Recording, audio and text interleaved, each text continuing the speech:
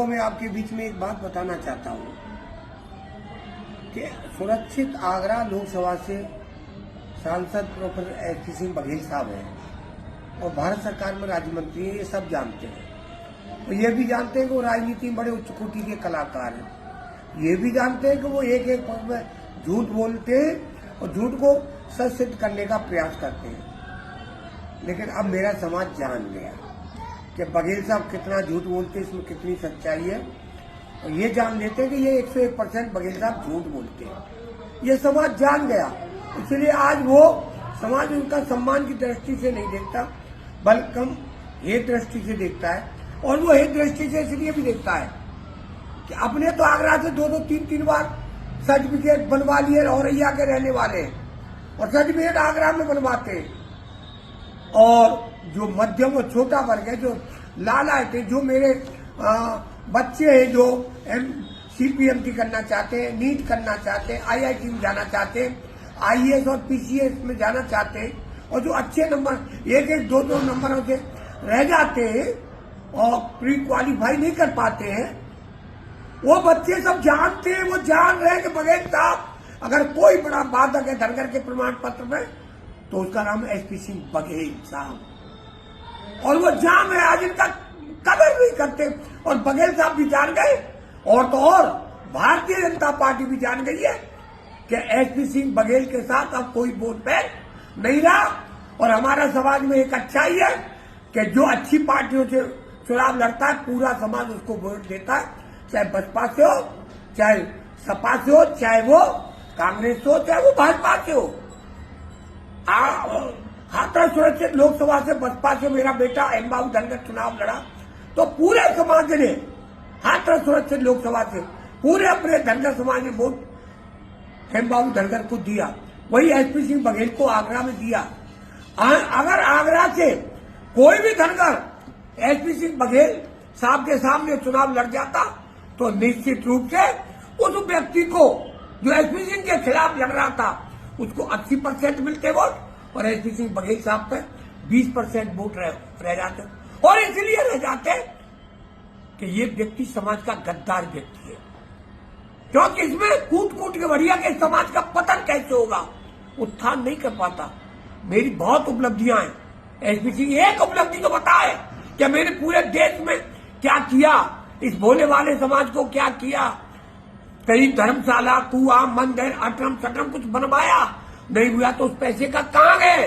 आज बघेल साहब हजारों करोड़ के मालिक बन बैठे। पहले तो नहीं था कुछ भी। पहले तो इन पर जब लोकसभा में पहली बार चुनाव लड़े तो इन पर 5,000 पैसे दाखिल करने के लिए नहीं थे, और आज हजारों करोड़ों में घूम रहे। तो बघेल साहब को ये देखना होगा कि इस समाज की बदौलत आज हजारों करोड़ रुपए मेरे पास आए। और ये भी जान लेना चाहिए कि पहले मेरे धनगर का बहुत बड़ा विरोध किया था, मुझे पागल खानों में जेल भिजवाया। आज उसी सर्टिफिकेट, उसी का समर्थन करते हुए अपना सर्टिफिकेट बनवा के आज आप लाभ ले रहे, तो इस भोले वाले समाज का लाभ कौन दिलवाएगा।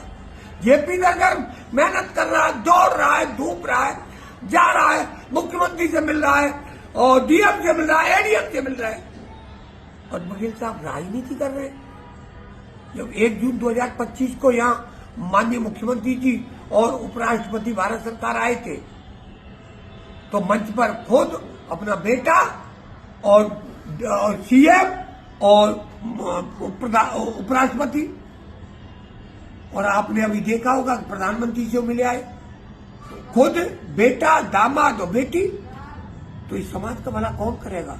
ये समाज जान गया, ये जान गया कि इस व्यक्ति से ज्यादा गद्दार नहीं। इसका तो अब लोग पीछा छुड़ा रहे हैं। जब तक मंत्री है तब तक तो लोग जाएंगे, वरना जैसे दूध में से मक्खी को फेंक दिया जाता है, इनको जैसे ही मंत्री पद से हटाएंगे तो इन्हें दूध के मक्खी को फेंक, ऐसे मक्खी की तरह लोग फेंक देंगे और इसका नाम लेना बंद कर देंगे कि ऐसे धूर्त और नालायक व्यक्ति का नाम लेना एक कलंक हो जाएगा। तो वही एसपी सिंह बघेल जो वहां जा रहे हो, प्रधानमंत्री से मिल रहे हैं, तो यहाँ डीएम से मिलने की क्या आवश्यकता नहीं है क्या फोन से नहीं कह सकते? डीएम को अपने घर बुला सकते हो। अरे मेरी आवश्यकता हुई तो समाज के खातिर में इसके घर भी जा सकता हूं, लेकिन ये घर कैसे जाएगा, कैसे जाऊं? जिस दिन जाता हूं उसको घर को छावनी बना देता, छावनी। और हमारा ज्ञापन लेने के लिए घर से बाहर नहीं निकलता। हे मेरे बुद्धिजीवी लोगों, हे मेरे युवा साथियों, हे मेरे जो एग्जाम की तैयारी कर रहे हैं, वो जग जाओ, सुन लो, सभी राजनीतिक पार्टी के नेता सुन लो कि ऐसे व्यक्ति का साथ छोड़ दो, तब तो तुम्हारा भला होगा। नहीं तो तुम्हें क्या कहेंगे, रे ये तो अमुक चमचा है, स्टील वाला चमचा है, जैसा ये साला अपने बच्चों के लिए नहीं कर पाया तो ये हमारे लिए क्या करेगा। उसका बेटा भी उसका साथ नहीं देगा अपने बाप का, तो वो चमचा और दलालो, सुन लो, चाटकारो, ऐसे व्यक्ति का साथ छोड़ दो। जेपी धनखड़ का साथ दो। तुम जेपी धनखड़ का साथ दोगे, जेपी धनखड़ आपका सर्टिफिकेट बनवाएगा, चाहे इसके लिए मुझे कोई कुर्बानी देनी पड़े, पर सर्टिफिकेट बनवा के रहेगा। मेरा साथ दो, मैं तुम्हें आजादी दूंगा, मैं तुम्हारे धनगत प्रमाण पत्र बनवाऊंगा, मैं तुम्हारे विकास की बात करूंगा। तो लोगों से अपील करूंगा, निवेदन करता हूं और कहूंगा कि जेपी धनखड़ का साथ दो, तो उत्तर प्रदेश की राजनीति नहीं, देश की राजनीति बदल जाएगी। इसलिए मेरा साथ दो और अपना विकास करो। धन्यवाद। जय हिंद, जय भारत, जय धनखड़।